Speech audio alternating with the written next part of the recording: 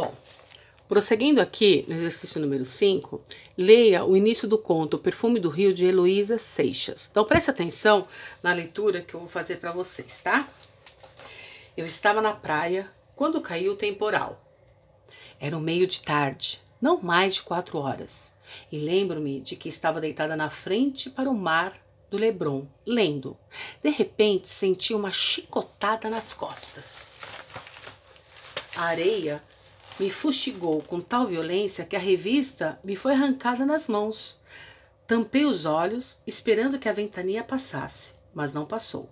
Depois de me levantar com dificuldade, enquanto o vento me empurrava para o mar, recolhi minhas coisas como pude e virei-me em direção à rua. Justamente de onde vinha o vento. Enfrentei-o, caminhando quase agachada e ouvindo a algazarra dos banhistas que, sem exceção, corriam para se abrigar. Num brevíssimo intervalo entre 2 lufadas, olhei para cima. O céu, por trás dos prédios, era de um negro profundo. Parecia saído de um filme de ficção científica. Um raio e um trovão simultâneos me fizeram baixar a vista e apertar o passo. Heloísa Seixas. Muito bem. O período. Eu estava na praia. Quando caiu o temporal, é formado por 2 orações. Identifique o sujeito de cada uma. Vamos lá?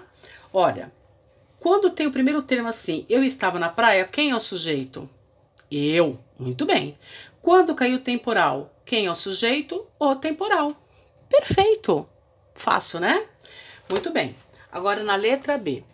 Releia o trecho. E lembro-me de que estava deitada de frente para o mar do Leblon, lendo. De repente senti uma chicotada nas costas. Qual é o sujeito com o qual os verbos destacados concordam?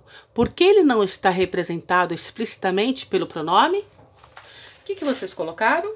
Bom, o sujeito é eu, e ele não está explicitamente representado pelo pronome porque a desidência de cada verbo indica que se trata do quê? Da primeira pessoa do singular, né? Então, em geral, isso ocorre porque uma questão de economia linguística. Então, nós não repetimos palavras que representem o sujeito porque ele já foi identificado no texto, ok? Bom, agora na letra C. Enfrentei-o caminhando quase agachada e ouvindo a algazarra dos banhistas que, sem exceção, corriam para se abrigar. Qual é o sujeito da frase caminhando quase agachada? Explique como você identificou, visto que o verbo não apresenta a desinência da pessoa. Bom, vamos lá. O sujeito é eu. Então, veja bem, nesse caso é possível identificar o sujeito pelo contexto do verbo da oração, no período que fala assim, ó, enfrentei-o, né? Então indica que o sujeito é de primeira pessoa do singular. Muito bem. Vamos aqui na letra D. Um raio e um trovão simultâneos me fazem baixar a vista e apertar o passo. De que tipo é o sujeito do verbo fizeram? Que tipo? O sujeito é composto, né? Porque fala assim, ó, um raio e um trovão simultâneos. Então, eu tenho 2 núcleos, ok? Muito bem. Tá fácil, não tá, gente? Eu acredito que sim. Bom, na número 6, vamos lá? Não é só o substantivo que pode desempenhar a função de sujeito na frase, mas é necessário que a palavra funcione como substantivo.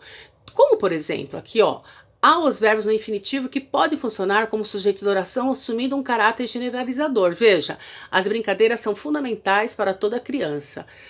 As brincadeiras, sujeito. Brincar é fundamental para toda criança. Sujeito, brincar. Então, o que eu tenho aqui? Preste atenção. No segundo exemplo, o verbo no infinitivo desempenha a função do sujeito, que é do tipo claro e simples, e o verbo do predicado fica na terceira pessoa do singular. O que ele pede aqui? Reescreva as frases a seguir, substituindo o sujeito destacado por um verbo no infinitivo pertencente à mesma família. Lembra-se, o que são os verbos no infinitivo? Aqueles verbos que eles não estão conjugados, aqueles verbos, né, por exemplo, brincar, o verbo correr, né? Aqueles verbos que a gente encontra lá no dicionário. Lembrando que são aqueles verbos que eu preciso analisar se eles estão na primeira, na segunda, na terceira conjugação. Tá certo? O que é a família etimológica? A família de palavras é um grupo de palavras que se associam por meio de elementos comuns. A raiz, então, por exemplo, língua, linguagem, linguaruto, linguística, linguajar. Tá certo? Porque é muito simples. Vamos continuar no próximo vídeo.